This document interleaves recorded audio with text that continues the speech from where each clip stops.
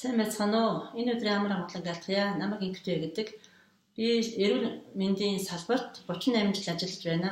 Ажиллах явцдаа хүмүүсийн зовж, шаналж, өвдөж, стресстэж байгаа явдлуудыг өдөр болгон харж зүрх сэтгэл минь өвдөж байдаг.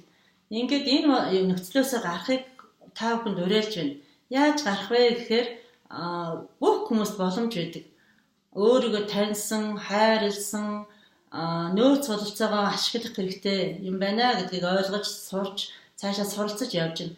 Ингээд та бүхнийг над шиг л ажиллаж амьдарч ухаанд суралцаач ээ. Зөв амьдрах ухаан гэж цаана маш нарийн юм байд юм байна гэдгийг ойлгоод энэ чиглэлээрээ суралцаж цаашаа дэвшиж хөгжөөсэй гэж уриалж байна.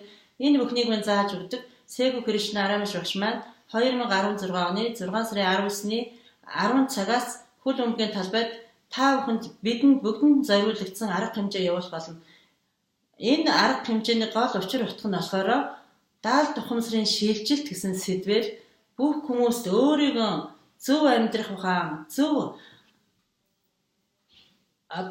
амьдрах ухааны боломж, чадамж байдаг юм шүү гэдгийг нээж хүмүүст хүргэх юм аа.